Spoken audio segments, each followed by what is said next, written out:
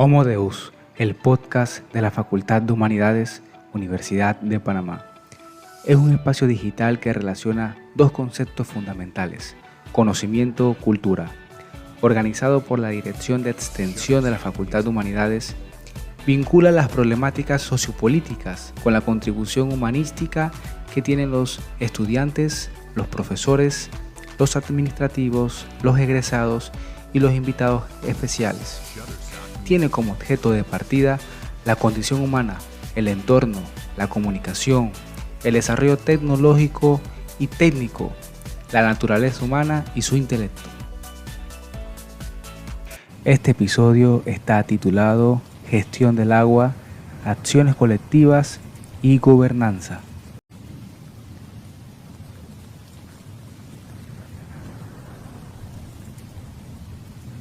En esta ocasión nos encontramos con Florencio Díaz, magíster, sociólogo, investigador y profesor.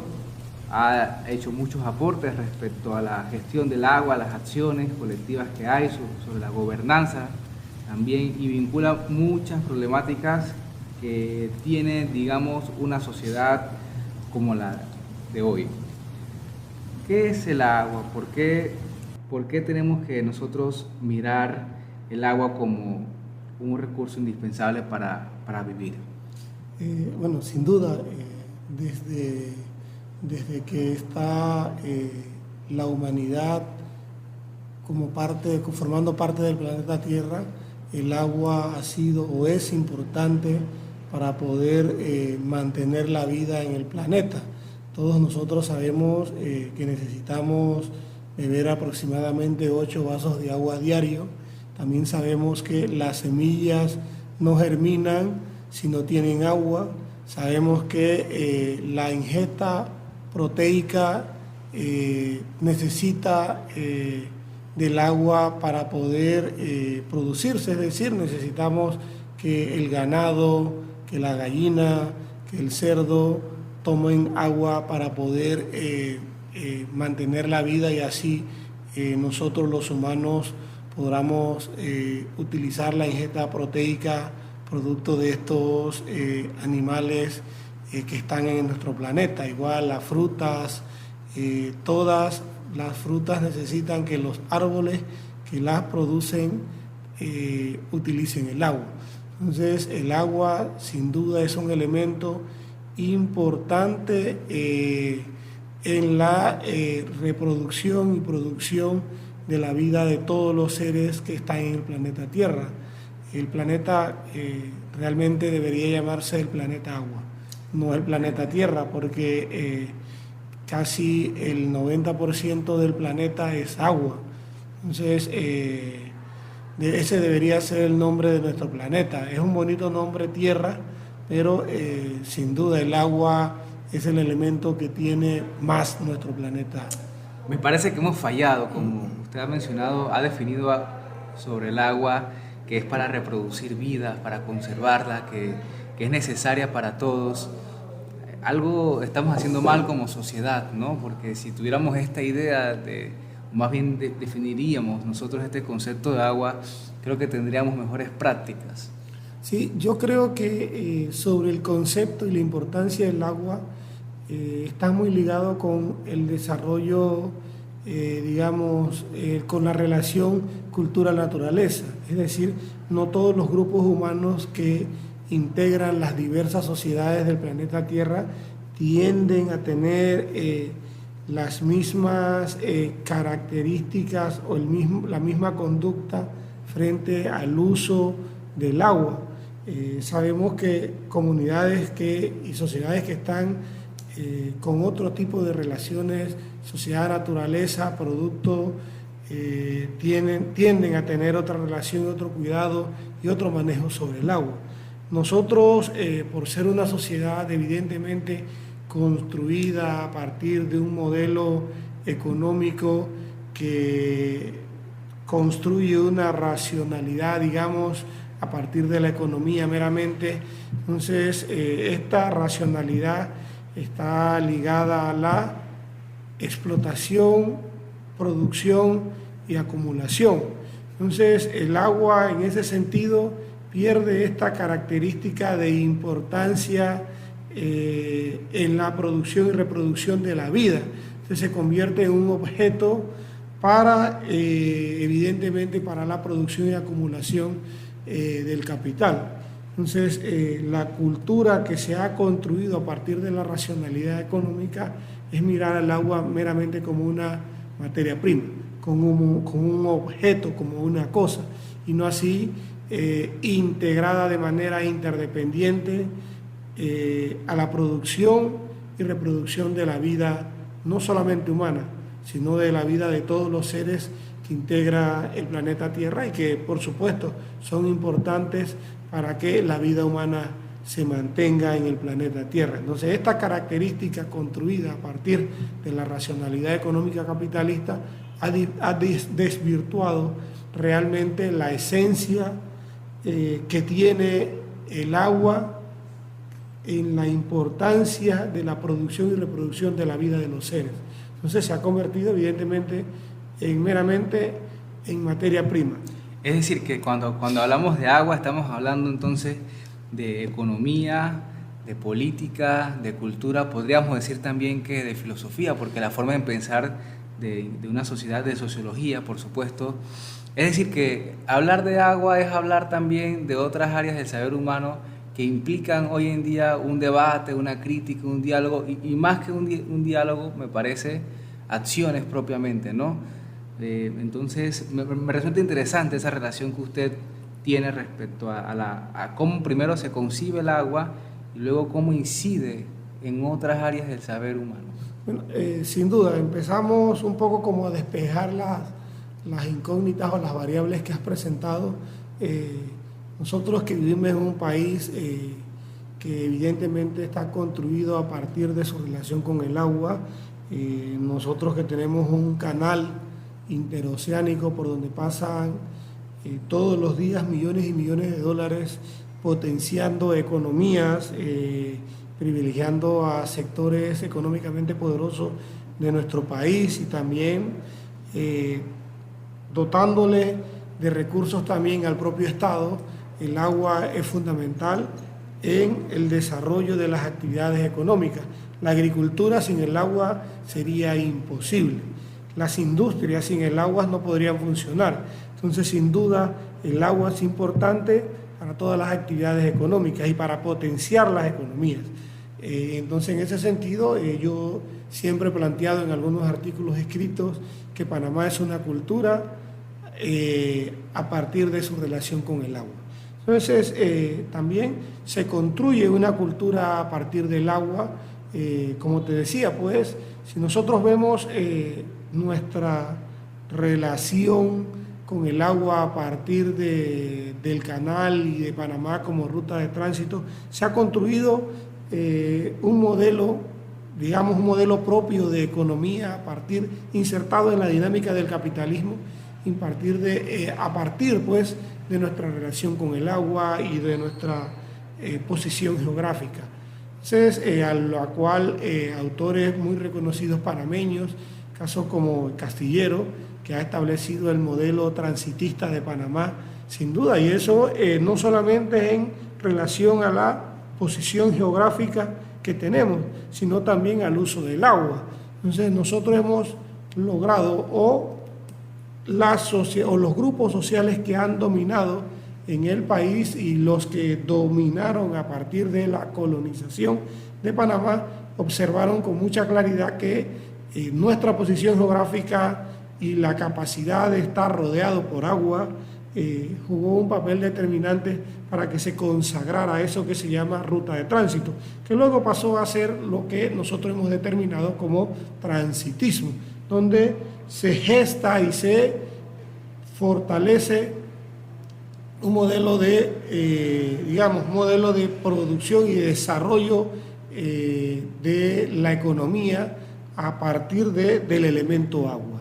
O sea, que ha contribuido a construir una cultura a partir del transitismo, por supuesto. O sea, nosotros evidentemente hemos apostado por ser un país de servicio, ser un país de comercio, ser un país de movilizaciones rápidas, Entonces, y que también, por supuesto, también determina la conciencia nuestra. Nosotros somos abiertamente un país que aparentemente mostramos que nuestros grupos sociales también están como en una cultura de mucho tránsito, en una cultura de las cosas pasan. Entonces, eso lo vemos evidentemente con los candidatos a puestos en caso de presidente. O sea, no realmente construimos un país a partir de estacionarnos, sino que también lo hacemos a partir del modelo de desarrollo de tránsito, del modelo de desarrollo transitista. Entonces, decías que también a partir de lo social, sin duda que sí, porque la ruta de tránsito también ha consagrado cómo se ha dividido a la sociedad. O sea, quienes han controlado la ruta de tránsito se han potencializado económicamente y han construido relaciones de poder a partir de la ruta de tránsito. Casualmente, en este punto me gustaría comentarle, ahora que ha mencionado poder, entonces podemos decir que hay figuras de poder que actúan figuras de poder que están dentro de la política, dentro de instituciones, dentro de organismos, instituciones, agrupaciones que inciden en la política del cuidado del agua, de la conservación, del bienestar a favor de grupos sociales. Sí, continúo. Entonces, sin duda, como te decía, pues nosotros evidenciamos cómo a partir del propio modelo de tránsito y el propio modelo de transitista, el propio modelo transitista que hay en el país, que se ha fortalecido, sin duda ha generado la división social de nuestra sociedad a partir de donde hay los grupos que controlan la ruta de tránsito desde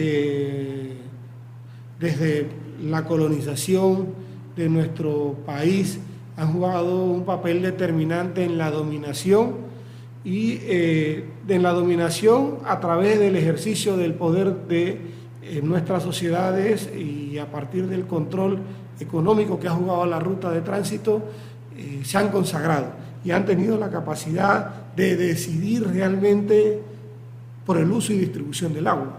Si observamos la región metropolitana, que se ha construido un discurso de el agua al servicio, el agua al servicio del desarrollo nacional, pero si ahondamos bien a fondo, sabemos que el agua de la región metropolitana está al servicio de la ruta marítima. Si nosotros miramos realmente la región metropolitana, Arraiján, Chorrera, Colón, Panamá Este, Panamá Norte, el propio centro de la ciudad, el distrito de San Miguelito, hay espacios y hay comunidades que no tienen acceso al agua. Pero lo que sí sabemos es que la ruta de tránsito mantiene las 24 horas, los 7 días, los 365 días al año, los 12 meses, agua continua. Nunca se ha visto que el agua al servicio de la ruta marítima no está. Entonces sí hay sin duda una relación de poder a partir de entender para qué el agua realmente debe ser utilizada o para qué el agua debe ser prioridad. Entonces, por otro lado, ya en este periodo sabemos que Panamá incursiona en el extractivismo. Entonces, la explotación de minerales o la actividad minera a cielo abierto necesita mucha agua. Entonces, si hay un discurso de que el agua está al servicio de la nación, si el agua está al servicio de la población, ¿por qué gastar el recurso agua o por qué se construye una política sobre el recurso agua a partir del extractivismo? El agua para el uso de la minería. Entonces, sin duda, los sectores poderosos, los sectores dominantes del país construyen las políticas sobre el uso del agua. Tienen un ejercicio del poder sobre el agua a partir de las necesidades económicas, no así a partir de las necesidades de la sociedad. Entonces, por eso observamos movilizaciones, vemos gente moviéndose, gente organizándose, gente haciendo acciones colectivas como cierre de calles, marchando, generando un discurso en relación a cómo debe ser distribuida realmente el agua. Y si el discurso es preguntarse, ¿el agua al servicio de quién? ¿O al servicio para quién? Entonces, como has planteado, el agua sí ha estado controlada por los sectores de poder y que han visto en ella, en este recurso, que es importante para mover la economía. Es una clara advertencia lo que usted menciona sobre si en tal grado el agua llega a, digamos, a escasear o llega a tener su alta calidad que tiene en Panamá. Como muy bien lo ha planteado usted en otros escritos, el agua puede estar en una apropiación totalmente privada, comercial. Entonces, en este punto es una advertencia para el que nos escucha y para cualquier persona que está en la casa, agrupación, institución, investigadores, cualquier figura, digamos, activa en la sociedad para que apropie, para que sea parte del... Vamos a hacer pausa, borramos 5 minutos.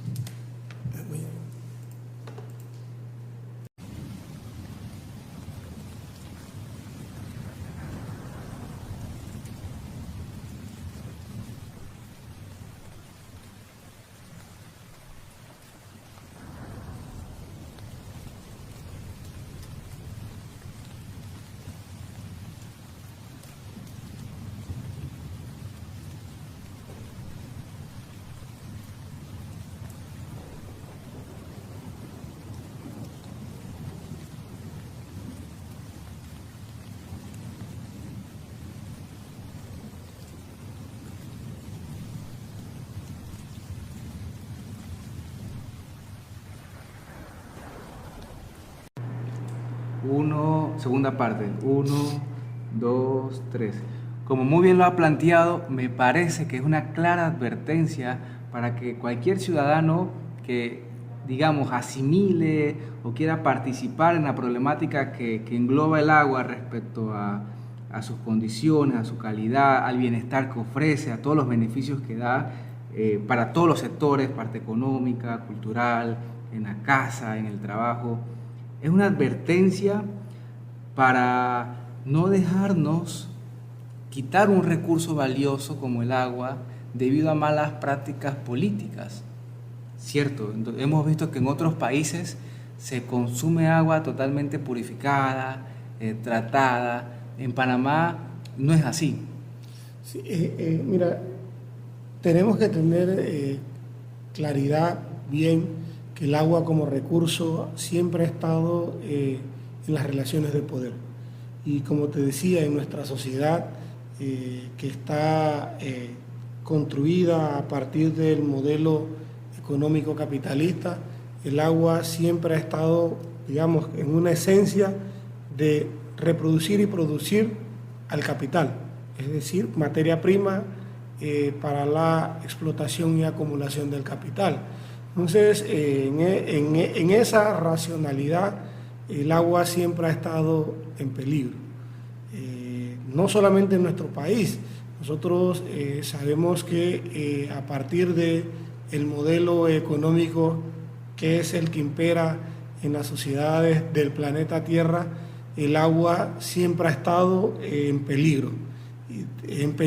Pero siempre ha estado siendo un actor que ha salido perdiendo en toda esta coyuntura, digamos, económica en la cual está insertada las sociedades del planeta. O sea, por contaminación, la contaminación ha sido determinante en las afectaciones de las aguas que están al servicio de la humanidad, los mares también. Lo otro es que en el caso panameño, como lo has establecido, sin duda el agua siempre ha estado en peligro, porque mantiene la misma racionalidad. El agua como cosa, como objeto para reproducir capital, y no el agua como esencia de vida, como parte interdependiente de la reproducción y producción de la vida de los seres que habitan nuestro país. Entonces, en ese sentido, como te decía, por eso que las aguas no se protegen, se contaminan ya sea por pesticidas, ahora por minería a cielo abierto, el uso en el canal de Panamá, las aguas donde se vierte todos los desechos de las ciudades, no solamente de la ciudad de Panamá, sino el resto de las ciudades del país, todo se vierte en el agua. Parece ser que el agua es el gran lugar de depositar todos los desechos. Entonces, en ese sentido, la calidad del agua puede perderse, nuestra calidad del agua, que nosotros debemos tener claro que somos un país que todavía podemos tomar agua directamente del grifo. Y por lo otro, también perdemos, digamos, ese control público, colectivo del agua, porque ahora con la minería a cielo abierto el agua forma parte o las aguas que están cercanas a la minería son de uso completamente para la explotación minera. En el caso de las hidroeléctricas también, en el caso de la generación de electricidad, las aguas de algunos ríos están en el control de algunas empresas que tienen controlado las represas para la generación eléctrica. O sea que el bien común del agua para el servicio de las comunidades se ha transformado y ahora es agua para el servicio de la generación eléctrica, que bien que es necesaria para el funcionamiento de las ciudades, de los pueblos, pero ha perdido la condición de bien común. Se ha convertido en agua al servicio del sector privado. Entonces el agua se ha convertido también en una propiedad privada, que la controla un capital que usufructa por la generación de electricidad. Y por el otro, como te decía, también esto el gran depositario de todos los desechos de la población, de los desechos de las industrias, es el agua. El lugar depositario de los desechos de las inmobiliarias es el agua. Entonces no se ha construido realmente una política de saber que el recurso agua que nosotros tenemos de calidad, de protegerlo. Entonces, ¿por qué? Porque hay una racionalidad de entender que el agua es una cosa y como cosa no nos interesa su valor. Entonces a esa cosa le hemos dado el lugar que se merece, que es un gran depositario de todos los desechos. Me parece interesante los ejemplos que menciona respecto a, digamos, a los desechos, a la parte de la minería, también a las hidroeléctricas también. El agua está al servicio de la parte económica prácticamente. En este punto, ¿por qué habría que tomar una posición, ya sea usted como investigador o el que nos está escuchando, respecto a, digamos, a un Panamá a favor del uso del agua sin minería? Primero porque sabemos que a partir de lo que está ocurriendo en el planeta sobre el calentamiento global, sobre el cambio climático, se debe construir una política real de proteger nuestras aguas y que esa política implemente un proceso de desarrollo cultural donde todas las personas o la población en general también estén invitados a proteger el agua. Por eso yo hablo de gestión del agua.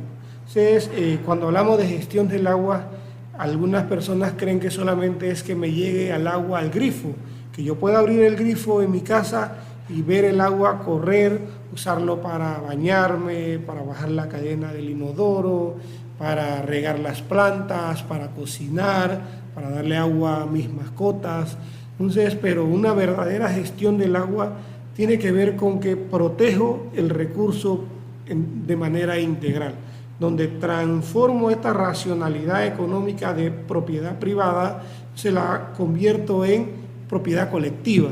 Y la propiedad colectiva me permite a mí generar un proceso de gobernanza, donde todos participamos, donde todos tomemos decisiones sobre el uso y distribución del agua. Entonces, por supuesto, en ese proceso de gobernanza del agua, las personas que están cercanas a los ríos, los campesinos, los grupos étnicos, los indígenas, las mujeres, que son determinantes en el uso y distribución del agua, se construya una cultura de proteger el agua. Y proteger el agua es proteger los ríos, es proteger los bosques, es no utilizar pesticidas y, por supuesto, esto contrasta con la racionalidad del sistema económico, en este caso de aplicar el extractivismo. Para hacer un anillo de oro de 18 quilates se dice que se tiene que mover 13 toneladas de tierra, pero imagínate, para mover 13 toneladas de tierra, cuánta agua necesitas, miles de galones de agua necesitas para producir el anillo de oro, para poder mover los minerales, separar los minerales, y cuánta agua contaminas en ese proceso, porque va a generar deslave, vas a tener que deforestar áreas, entonces no vas a tener una protección del agua. Entonces, uno de los enemigos principales del recurso agua es la minería a cielo abierto. Entonces, si construyes una verdadera gestión del agua, sin duda que la minería a cielo abierto contrasta con la gestión del agua. Sin duda contrasta con la gestión del agua, porque la gestión del agua es que, como es participativa, es a partir de la gobernanza, todos los miembros de una sociedad van a estar interesados y van a transformar su cultura sobre el uso del agua. Ya no se consumirá 400 litros de agua por personas en las ciudades metropolitanas. Posiblemente ya nuestra cultura tengamos un nuevo valor del agua y digamos, bueno, vamos a consumir 100 litros de agua, no 400 litros de agua por día por ciudadanos en la región metropolitana. Los campesinos, los productores usarían el agua de manera más equitativa, y los agroproductores, las industrias de producción agrícola, no utilizarían tantos pesticidas. Entonces eso haría que haya una cultura nueva del agua. Y en el caso de las ciudades, las industrias, el sector inmobiliario debería ver cómo planifica sobre el uso del agua, reusar el agua, los desechos sólidos producto de las inmobiliarias ya no serían vertidos directamente al agua, las plantas de tratamiento funcionarían permanentemente. Entonces, la gestión del agua no es solamente distribuirla, la gestión del agua tiene que ver con el manejo integral, desde proteger los ríos, proteger los bosques, hasta construir una política real sobre el manejo de los desechos, sobre el manejo de los pesticidas y, por supuesto, sobre la distribución y uso del agua potable. Bien, entre tantas ideas que, por supuesto, merecen mucha discusión, ha tocado usted un término muy interesante que es gobernanza. He leído, gracias a sus escritos y también a otras consultas, la cantidad numerosa de acuerdos, normativas, disposiciones, leyes en las cuales Panamá ha sido parte y, digamos, se constituye a la comunidad internacional como un país a favor de una adecuada gestión del agua. Pero parece que en la parte práctica no se evidencia tan claramente. ¿Cómo nosotros podríamos, reflexionar y además impulsar que realmente se tomen medidas? Porque por una parte, en los escritos, en las leyes, en los documentos, está la evidencia de que Panamá podría estar, a favor de una adecuada gestión del agua, pero en la realidad es otra. Claro, yo creo que tiene que ver directamente que las normas son construidas a partir de la gobernabilidad, es decir, desde la centralidad, desde el poder político, desde el Ejecutivo, desde la Asamblea de Diputados, y no así desde la comunidad. Entonces, yo creo que hay que como cambiar el orden. O sea, la gobernanza tiene que ver con cambiar el orden. Son las comunidades, es la población en general que empieza a construir la normativa. Entonces, si nosotros empezamos a construir realmente un proceso de educación ambiental, en el caso del agua, podríamos construir a partir de desde las comunidades un proceso de generar normas sobre el cuidado del agua. Entonces, ahí sí tendríamos una real gobernanza sobre el agua, pues, porque son las comunidades las tomadoras de decisiones sobre el recurso agua. Es lo que ocurre bien. A mí me parece interesante todo la normativa construida sobre el recurso agua, las políticas a nivel mundial sobre el recurso agua, pero hay que ver realmente cuántas de esas políticas nacionales e internacionales son construidas desde los de abajo. Entonces, los de abajo son los que realmente construyen gobernanza, porque es democratización, es participación, es toma de decisiones desde abajo. Entonces, nosotros tenemos un ejemplo muy interesante que son las juntas de acueductos rurales que las dirige el Ministerio de Salud, a las cuales se les ha denominado JAR, que son comunidades rurales que tienen gestión sobre el agua. Si uno observa la gestión real sobre las comunidades rurales sobre el agua, son ellas las que distribuyen el agua, son ellas las que cuidan el agua que se es distribuida a los hogares, son ellas las que protegen las fuentes de agua. Entonces construyen toda una cultura sobre la protección y distribución del agua que debería ser ejemplo institucional para el resto del país, para el resto del país.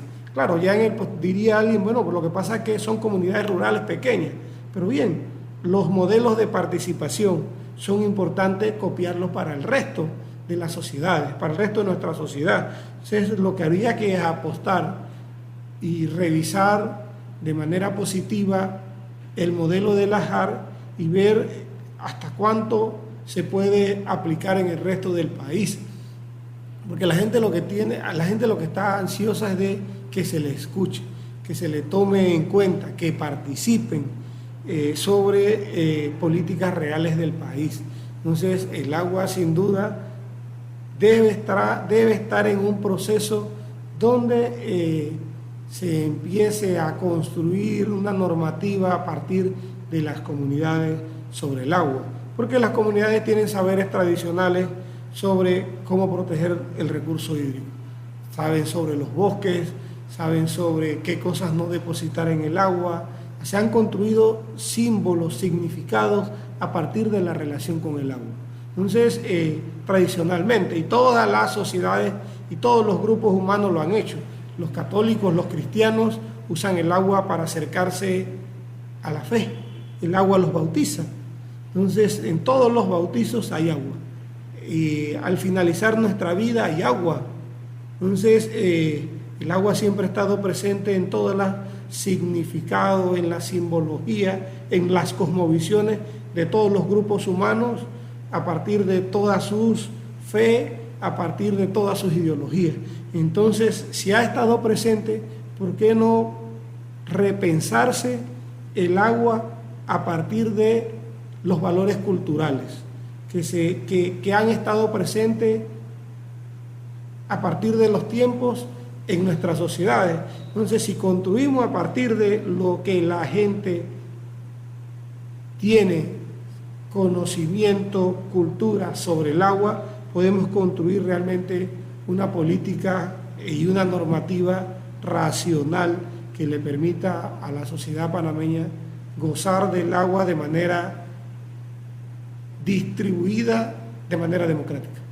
Tenía pensado en preguntarle sobre, digamos, qué propuesta tiene, pero prácticamente me ha dado algunas luces ya respecto a, digamos, cómo cambiar la cultura, la forma de pensar, de ignorar, digamos, y de descuidar el agua, ¿no? Que sería iniciando primero con la cultura, y también, bueno, escuchándolo veo que se traslada obviamente, digamos, cierta responsabilidad a una de las figuras, a algunas de las agrupaciones o, digamos, representación de poder que es el Estado, ¿no? Que en mayoría debería buscar el bienestar social.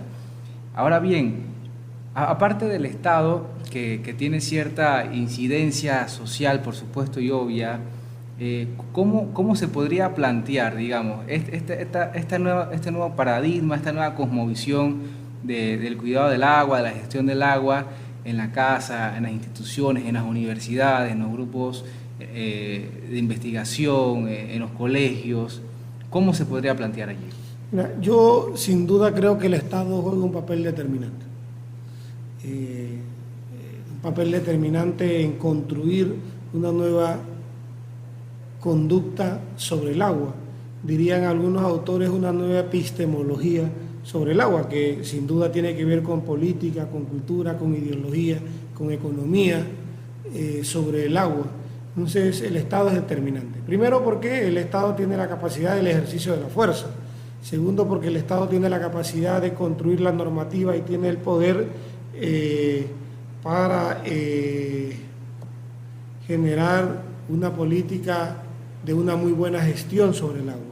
Y que esta buena gestión sobre el agua reproduzca y produzca una educación ambiental sobre el agua, pero que esté construida a partir de los saberes tradicionales, a partir de los saberes de los pueblos indígenas, a partir de los saberes de los pueblos campesinos, a partir de los saberes construidos sobre la fe de las diversas denominaciones religiosas, porque el agua juega un papel importante en las diversas denominaciones religiosas.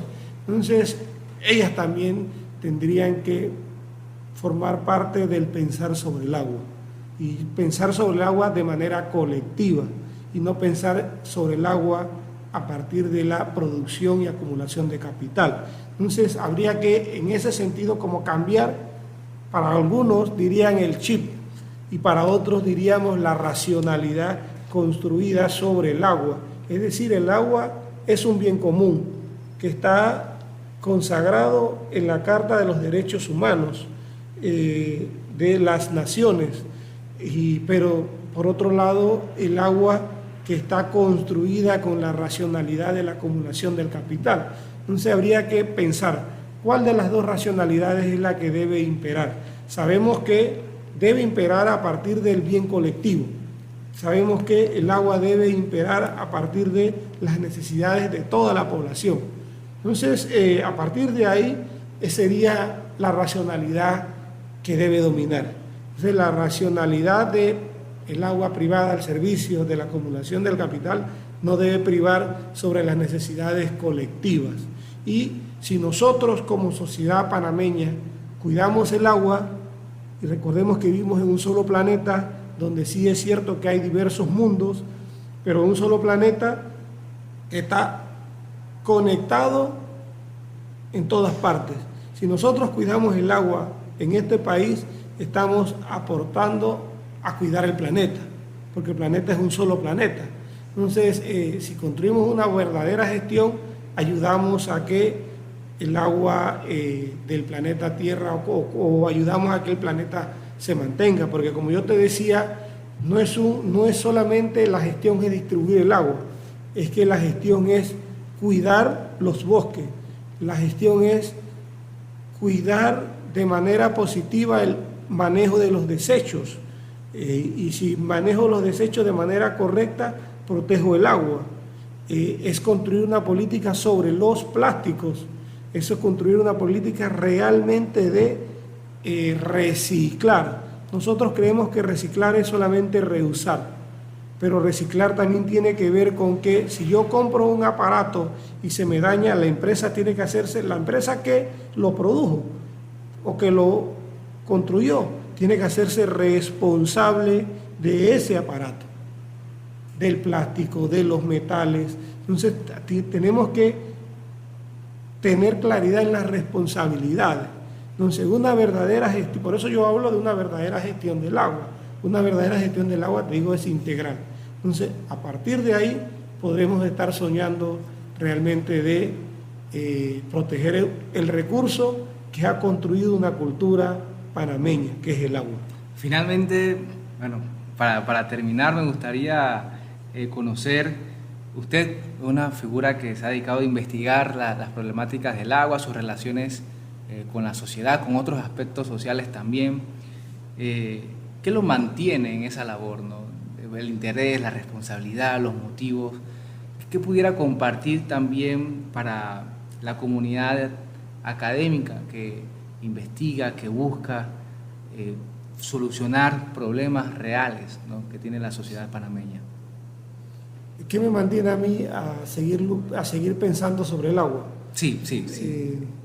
Creo que está relacionado con mi vida en general, pues yo soy de comunidades rurales de este país y mi relación con el agua y con la naturaleza fue muy cercana, pues como hijo de campesinos tenía una vida interesante alrededor del agua, viví con mi abuela.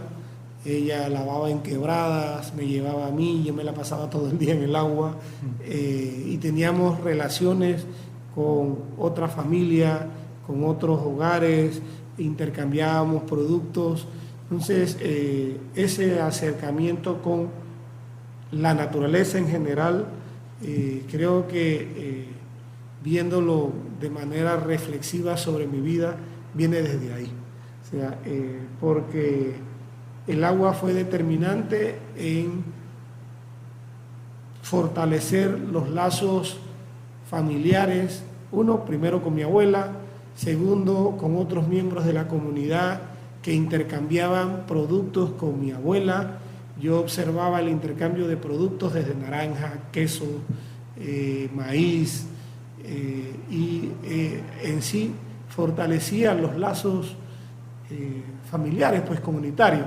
Y luego, una vez convertido ya en un profesional de la sociología, empecé a interesarme por la naturaleza y ahí me percaté leyendo autores como Arturo Escobar, como a Mario Blase, a Héctor Alimonda, a Enrique Leff y al propio Marx, que nosotros tenemos una vida interdependiente con la naturaleza. Entonces, en esa vida interdependiente me percaté que nosotros nos construimos en esa relación con la naturaleza y se nos hace nuestra cultura, se nos hace nuestras relaciones sociales, se construyen nuestras normas y por eso yo estoy en un diario devenir, en un diario de transformación personal. Por eso hablo de retornar al territorio, porque retornar al territorio es retornar a uno mismo, retornar a la solidaridad que se construye en las relaciones cerca con la naturaleza. Se construye el amor hacia los iguales, se construye el amor hacia la naturaleza, se construye una vida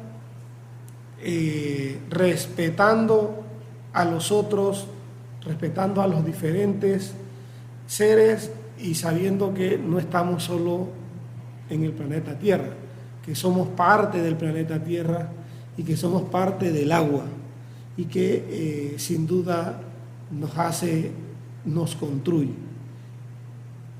Definitivamente el agua implica mucho más. Usted muy bien mencionaba que es un constante devenir sobre uno mismo, sobre de dónde viene, sobre esos lazos que se forman. Algo que en cierta medida la cierta generación de hoy ignora un poco, ¿no? Porque quizás no está tan directamente relacionada con el agua o no la ve tan directamente en comparación con unas comunidades que dependen económicamente no solamente del agua, sino también de los bosques, de los minerales, de los animales, que es algo que hace falta mucho para la sociedad. ¿Cuáles serían sus palabras finales para el amigo que nos escucha aquí en este podcast Homo Deus, tocando un tema muy importante como la gestión del agua, las acciones colectivas y la gobernanza? Primero, debo decirte que no es que los jóvenes y no es que las generaciones presentes jóvenes están alejadas sobre la importancia del agua. Yo lo que creo que es que se ha construido un ser a partir de la sociedad en que vivimos, como te decía, de acumular y explotar, que ha visto el agua como una cosa, como un objeto, que está más que todo al servicio de nosotros y que nosotros la controlamos y la usamos como queramos. Pero también están haciendo una juventud interesante, preocupada por el ambiente, por la naturaleza. Si vemos el discurso de los jóvenes, es el discurso por rescatar el ambiente, por proteger a la naturaleza, por proteger a las aves, por proteger a los bosques, por proteger al agua, a los peces, a los animales, a las mascotas. Entonces, sí creo que se está construyendo un nuevo ser que está en amplia contradicción con el ser que produce la racionalidad económica en la que vivimos. Entonces, eso nos da esperanza de saber que la juventud sí está preocupada por el tema ambiental, y mi mensaje es que hay que continuar, que hay que seguir apostando al debate, que hay que seguir apostando a estos espacios de divulgación, de socialización del conocimiento, de los saberes, sobre la importancia de la naturaleza y del agua en la vida humana y de la vida del planeta Tierra. Entonces, porque los jóvenes son receptivos, los jóvenes son de por naturaleza contestatarios, los jóvenes son por naturaleza revolucionarios y siempre están apostando a construir un modelo de vida participativo, democrático y más honesto. Entonces, por ahí debemos seguir. La voz del joven hay que elevarla, hay que darle participación, y se lleva a cabo a través de estos espacios donde los conocimientos, los hallazgos, las inquietudes se socializan y se hacen posible que lleguen a más de 2, 3 personas. Muchas gracias al Magíster Florencio Díaz, investigador, profesor, sociólogo, por estar en este episodio titulado Gestión del agua, acciones colectivas y gobernanzas. Muchas gracias a ti. Muchas gracias por escuchar este episodio. Homo Deus extiende una invitación para explorar las problemáticas y situaciones que giran en torno a la humanidad.